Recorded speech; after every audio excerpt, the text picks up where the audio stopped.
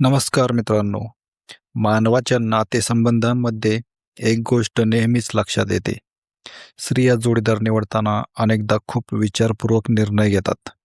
यामागे केवळ भावना नसतात, तर त्यामागे एक खोल जैविक आणि उत्क्रांतिवादी कारण असते. कारण स्त्रीसाठी पुनरुत्पादनाची प्रक्रिया ही खूप मोठी शारीरिक आणि भावनिक गुंतवणूक असते. गर्भधारणा 9 महिने बाळपोटात वाढवणे, प्रसूती आणि त्यानंतर स्तनपान तसेच बालसंगोपन या सगळ्या प्रक्रियेमध्ये स्त्रीचा शरीर आणि वेळ मोठ्या प्रमाणात गुंतलेला असतो. याउलट पुरुषांची जैविक गुंतवणूक सुरुवातीच्या टप्प्यावर तुलनेने कमी असते. त्यामुळेच उत्क्रांतीच्या दृष्टीने पाहिल्यास स्त्रिया जोडीदार निवडताना अधिक सावध आणि निवडक असतात. त्या अशा पुरुषांना पसंती देण्याची शक्यता जास्त असते, जे त्यांच्या आणि त्यांच्या भावी मुलांच्या सुरक्षिततेसाठी संसाधने, संरक्षण आणि दीर्घकालीन स्थिरता देऊ शकतील. पण स्त्रीची जोडीदार निवड आयुष्याच्या वेगवेगळ्या टप्प्यांवर बदलतही जाते. उत्क्रांतिवादी मानसशास्त्रात याला शॉर्ट टर्म आणि लाँग टर्म मेटिंग स्ट्रॅटेजीज असे म्हटले जाते. साधारणपणे 18 ते 25 या वयोगटात स्त्रीची प्रजनन क्षमता सर्वाधिक असते.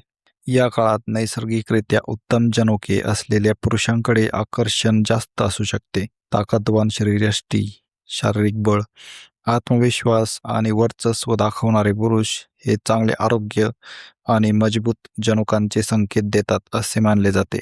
इतिहासात असे गुण असलेल्या पुरुषांकडून जन्मलेली संतती जगण्याच्या स्पर्धेत अधिक सक्षम ठरली असण्याची शक्यता मानली जाते. त्यामुळे अशा पुरुषांकडे काही वेळा अल्पकालीन आकर्षण निर्माण होऊ शकते.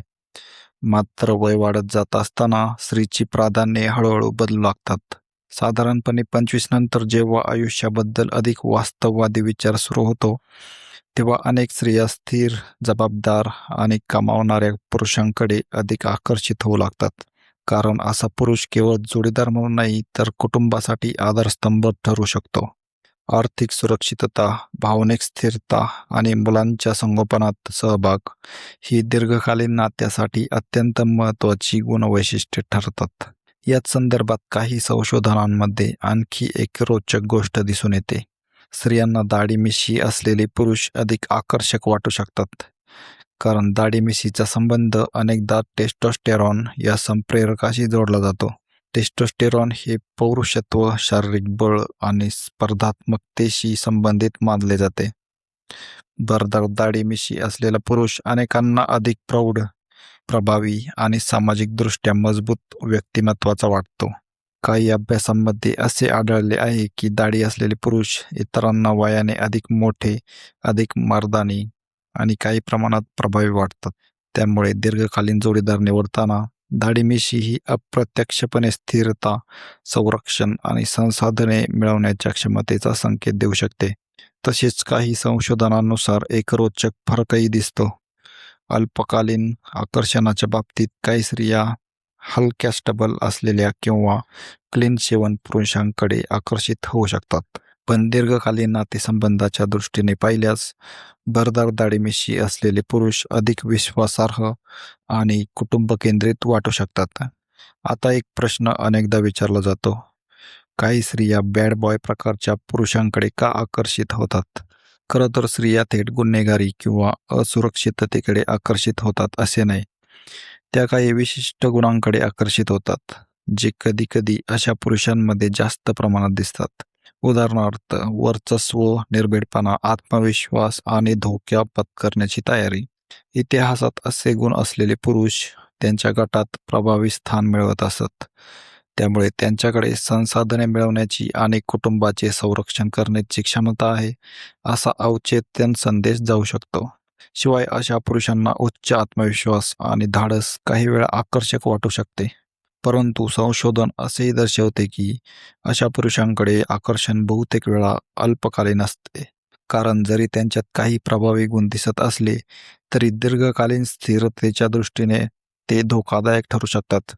अनेक स्त्रियांना अवचेतनपणे असे वाटू शकते की असा व्यक्ती चांगला जोडीदार किंवा जबाबदार पिता ठरणार नाही.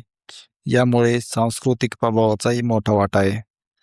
चित्रपट, कादंबऱ्या आणि गाण्यांमध्ये बॅड बॉय पात्रांना अनेकदा रहस्यमय, धाडसी आणि उत्कट व्यक्तिमत्व म्हणून दाखवले जाते. त्यामुळे तरुण वयात काही मुलींना असे व्यक्तिमत्व आकर्षक वाटू शकते. काही वेळात तर काही स्त्रियांना अशा पुरुषांना बदलण्याची किंवा सुधारण्याची इच्छा देखील असते.